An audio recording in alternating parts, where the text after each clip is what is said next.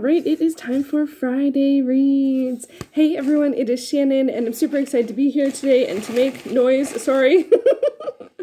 I am super excited to be here today and to share with you this Friday Reads video. In my Friday Reads videos, I share how my reading has been going, including what I've finished, what I've started, and anything interesting I'm carrying over week to week. I do have a little bit of everything, but it really is like a little bit of everything because I haven't been reading that much this week. I just haven't been very focused or motivated, and I don't know. I did manage some stuff, but honestly, a lot of it is pretty short, pretty fast, and you'll see what I mean right now. So first up, I finished I Am Scary by Elise Gravel, and this is translated, so I got points for translating, for translated work. It's a picture book. It's a kid's picture book. It's translated from the French, where it's, the title is Je suis terrible. It's been a while. My French is very rusty and was never great. Just high school. I got grade 3 to OAC, and then I dropped my OAC French. But I made it halfway through the year. I didn't need the credit. So anyway, and it was tough, and I was not getting good marks, and I'm like, I'm out of here. Not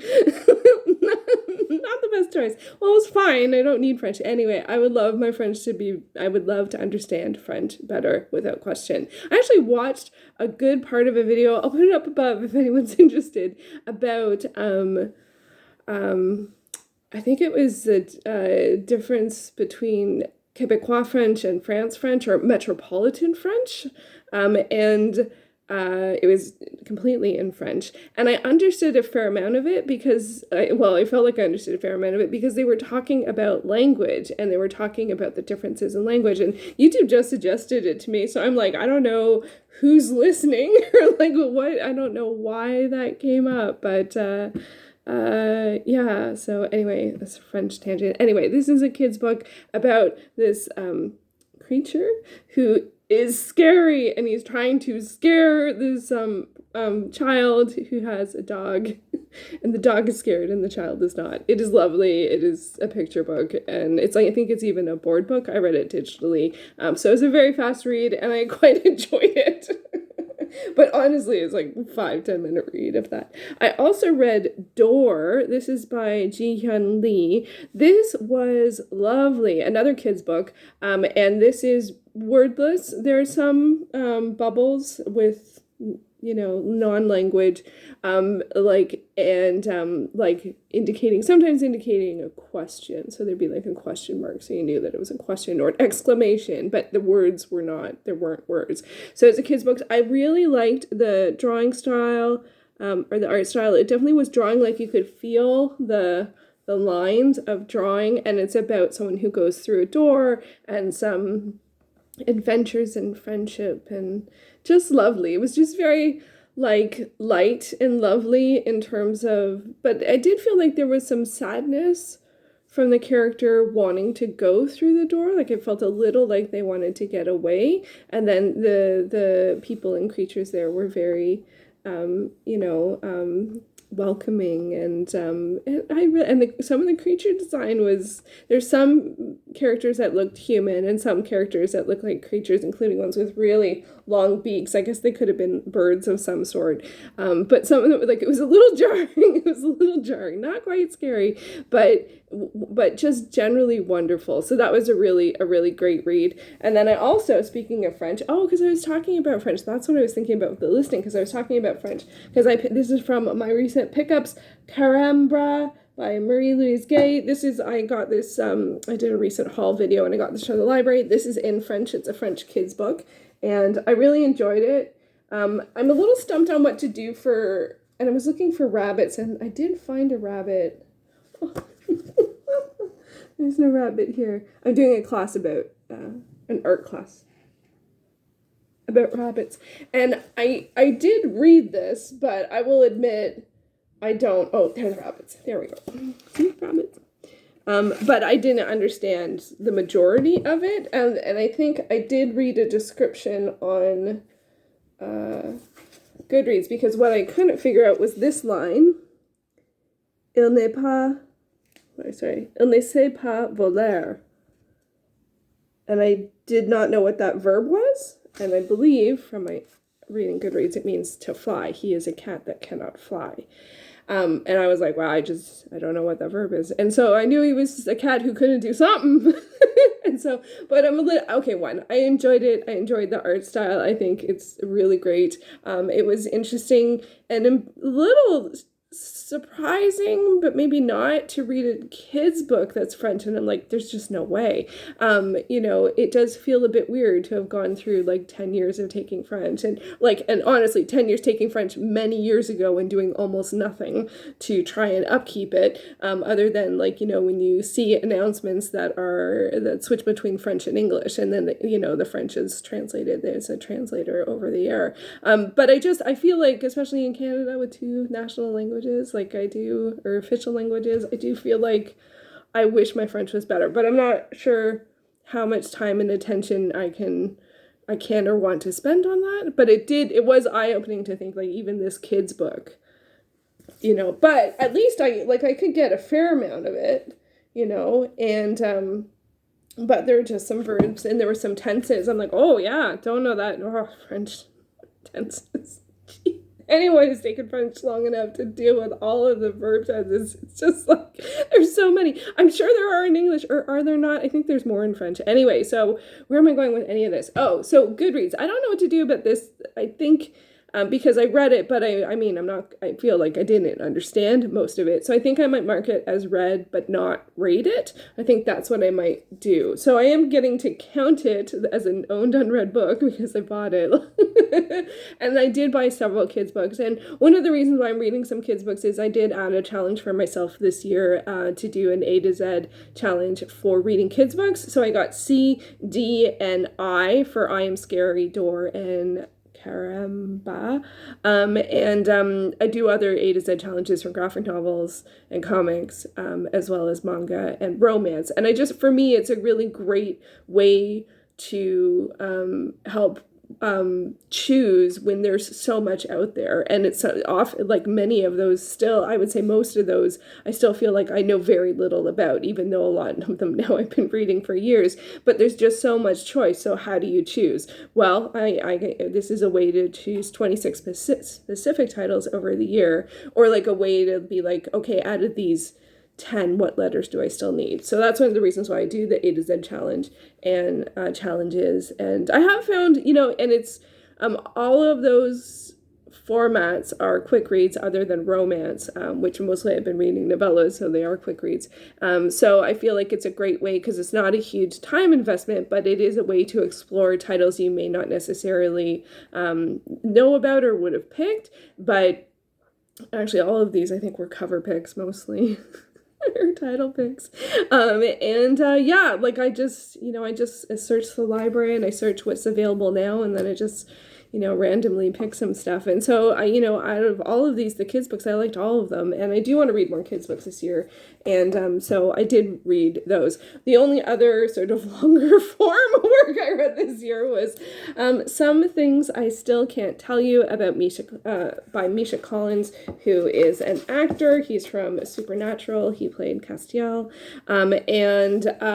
This is a poetry collection that he released 2 years ago, I believe, 2021, and I bought it at the time, but I hadn't read it, and I am trying to read my own unread works, and I'm trying to read things that are under 300 pages, so this fit the bill there. There were some really touching poems in this one, and some really interesting moments, and poetry is one of those things that it's like, it kind of almost always feels like nonfiction. Like, is it always nonfiction? Like this, it does feel like he talks about, like in the afterword, it's clear that the people he's talking about are real people, and therefore those are probably real experiences. So it does feel that way.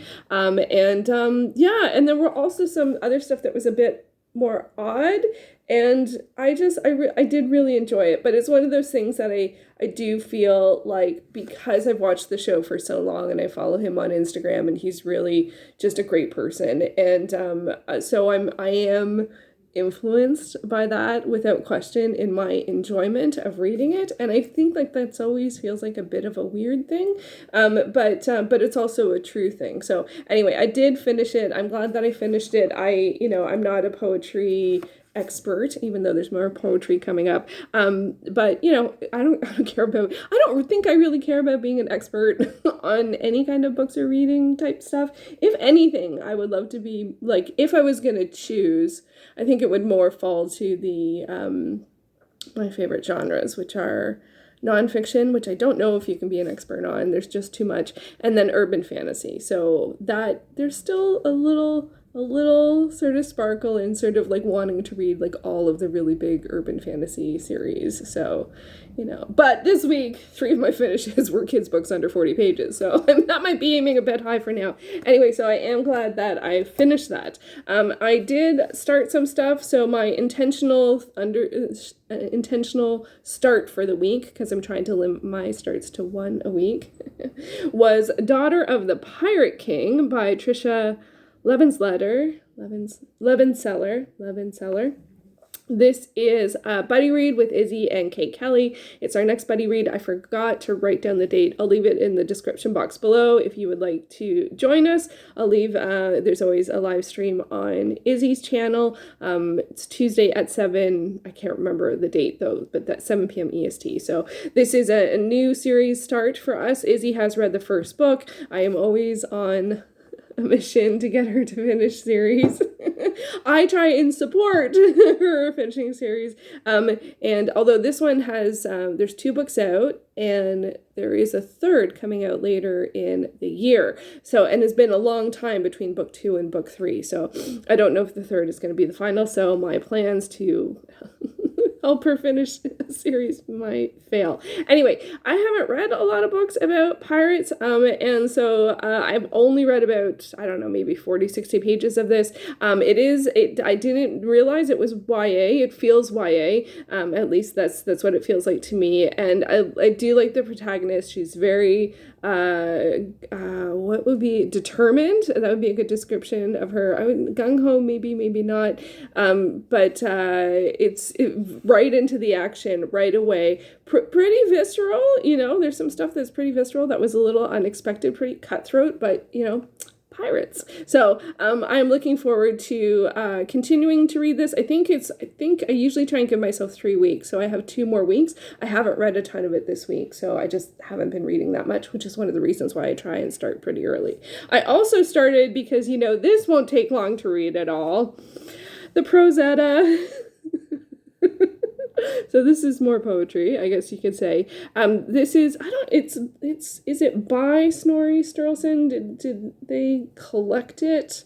I'm not sure. I have the information somewhere. It is one of the oldest books on my Goodreads TBR. I do want to read more from like Norse mythology and Norse myths, and the both the Prose Edda and the Poetic Edda. I actually have read the Poetic Edda, or selections from the Poetic Edda, and then there's also the sagas, which I've read some of. But from what I understand, the sagas are sort of like family histories, and the Poetic Edda I have already read. So I think this one is, I can't remember if this one is more based on sort of like the myths, or if it's more based on the stories of the families and stuff like that.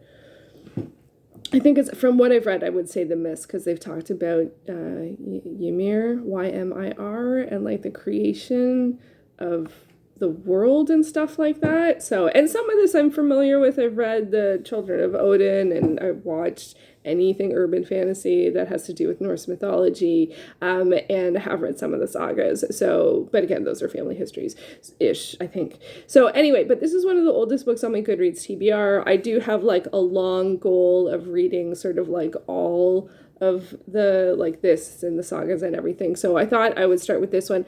I have this on Kindle. I have it in a bind up of like 6 sagas and stuff, but like the page count is one of those Kindle squish moments, because like, one, this will take longer because it's, I mean, this is old. And I actually feel like the version I'm reading, I feel like it's pretty good in terms of its formatting and the translation and understandability, which isn't always the case. I did buy, like, as I said, I bought it in a bind up of like it has Beowulf, and which is, I don't know if that quite makes sense because that's an English translation.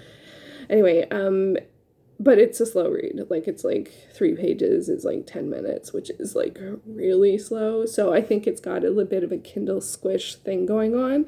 But the Kindle copy does have page numbers, which is good because some of the Kindle versions of stuff don't. So anyway, the Prose Edda, that's a slow read. I am not going to finish that in a week, so not going to be finishing that. What else am I reading? So continuing on, I am continuing to read the series Waiting for Spring by Anishin. I am up to, I think, volume 7, and I have out from the library volume 10, so I think I'm just going to keep going with this one. I'm really enjoying it. I've mentioned it before. It follows a girl who, I think she goes to a new school or something like that, and then her goal is to make some friends, and then she accidentally befriends the guys' basketball team because they go to the cafe that she works at, and then there's some friendship, but there's also some romance, and then there's some more romance possible. It's very light though, like it's very like not much happens, and for me, like I'm like that's just the right pace for me right now. Like I just, there's just sort of like school activities, and like it's some angst but not tons of angst. I would say like Daughter of the Pirate King, that feels pretty angsty for me. This feels like pre-angst, like it's just sort of like some energy and excitement, but it's generally pretty light and lighthearted, but there's some big feels in there too. So I am enjoying it. It's the right pace for the right time for me. I also have been continuing to read A Just a God by Margaret Lawrence. This one I actually found I made a fair amount of progress on this week, so I am very happy about that. I am now about almost halfway through, 102 pages, and this is 210, so that's good. This one I started earlier this year, and I'm working through all of Margaret Lawrence's fiction, and this is one of her 6 novels. I think there's 5 novels in the Manawaka series, and then there's one that is separate. So yeah, this is my Margaret Lawrence read for the year, and so far things are going pretty well.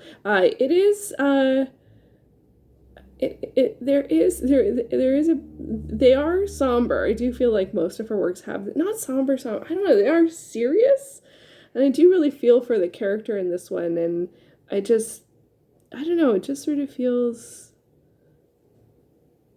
there's a bit of sadness in it, for sure, and so, but I am curious to see where the story goes, and I'm glad that I have made pretty good progress. For me, I think I read like 40 to 50 pages in 1 week, and for a Canadian book, that is like big time for me.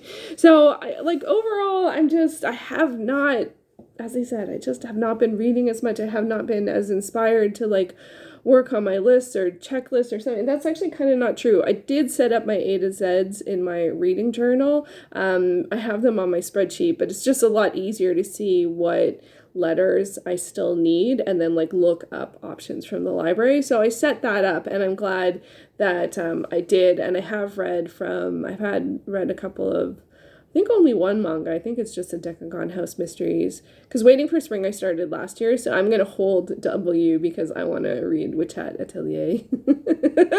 So W is an easy letter. I guess because of Who, What, Where, When, Why. There's lots of titles that have W as where it starts, and also Witch. So that's I think Flying Witch. Oh, Flying Witch is F. I read that last year. Anyway, so yeah, but I've read several kids books, and I've read several comics and graphic novels, but only one manga, and no romance yet. I got to finish a romance because I think I've started a lot, and I already had several I'm currently reading, and I don't think I finished any this year, even novellas. So, that's not true. I did finish one novella. I did finish one. I started and finished it in the same week. So, but almost every week I've started one, or maybe not every week. Anyway, I feel like I'm not doing so great on my like, I'm not even abiding by my only start one thing a week, and I'm trying, and this week I know, I try and my goal is also to reduce my currently reading by one at the end of the week after I clear everything off on Saturdays. I just left everything build and then I clear it all off in one day.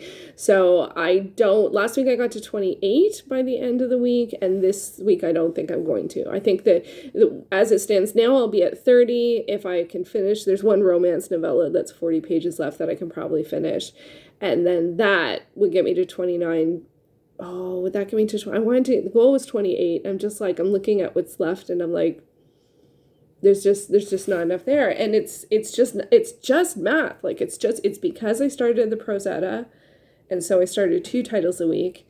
And now to be on track, I need to finish an extra one, and there's nothing that I can finish. There's nothing where there's enough, there is like that I can finish within the time period. And so I'm just like, why did I do that? Like, why did I do that? Because I wanted to read it. Because it's one of the, I guess that's the other thing. I feel like I painted myself into a bit of a box, because if I want to make progress on my goals, of which there are like 700, like, and I only want to hit half. So there's 350 and multiple titles I can, like, this I hit for, this is like physical and an intentional 300-page read. So I hit 2 goals with this one book, I hit like 3 for this one, I think, because I get translated and owned and read. So lots of titles count for lots of goals.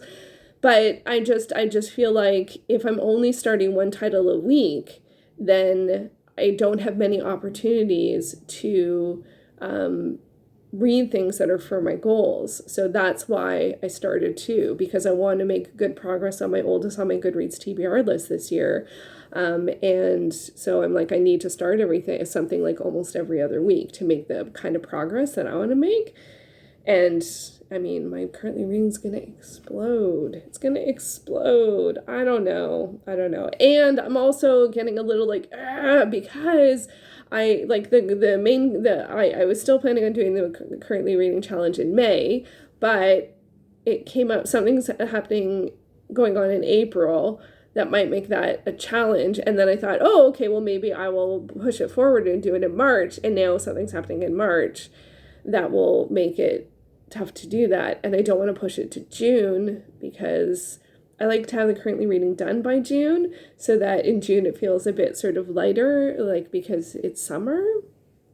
So I do not know what to do. And like March is like around the corner. Like, this year is just flying by. So maybe I should do it in March. Maybe that will just make me stop starting things.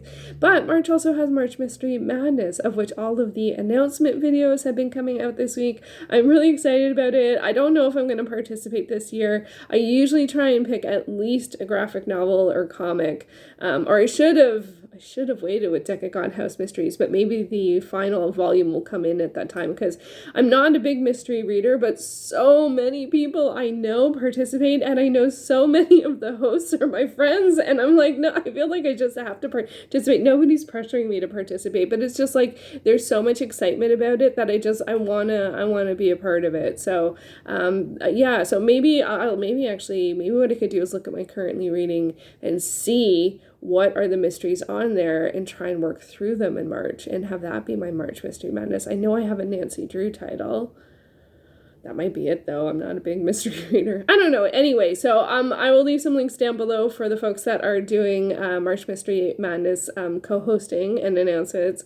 And I hope I can participate this year. But I'm just in a bit of a, things feel very busy, like preemptively, and I'm just feeling very stuck in a rut, feeling like I'm not going to make any progress on anything. So I'm just obviously in a bit of a mood. And I did finish some stuff and I did read a little, but this week was not a great one for reading.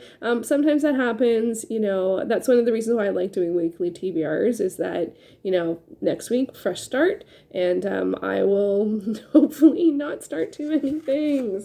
I was gonna say I shouldn't start anything, but I already have like the next like 2 to 3 things that I really want to start. So maybe the one start a week actually doesn't work for me.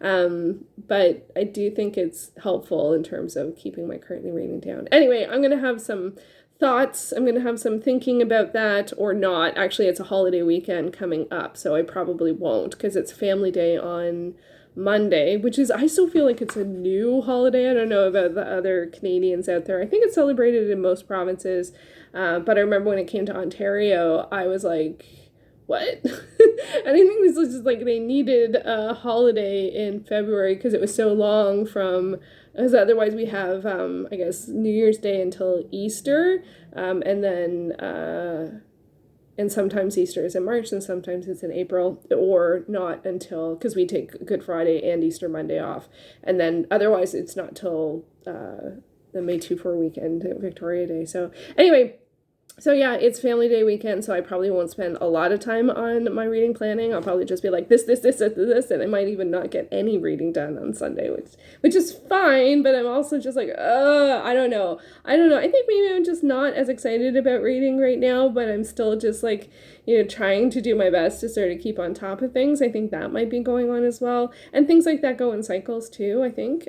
So I'll come back to it. I'm still reading almost every day, mostly manga and kids books, but I still am reading.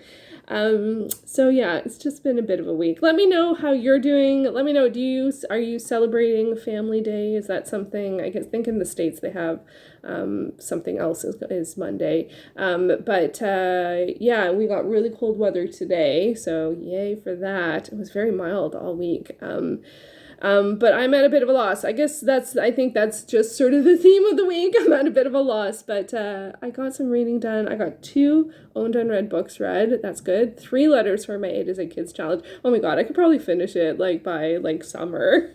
If I did, I might just wipe the slate and just do it again. I would still keep the information. I wouldn't literally delete the information, but yeah, but it's been a really good way to do that. Let me know, do you do any challenge? Do you do an A to Z challenge? I find it's great, but it's helpful if it's for shorter titles. Novels, I feel like it's tough, and there's some letters that are much tougher to get. So yeah, do you do an A to Z challenge? Would you consider it? Yeah, so that is my roundabout rambly Friday reads, and I will be back soon with another video. I hope that you have a great long weekend if you do have a long weekend, and I will see you in another video soon. Thank you so much for watching.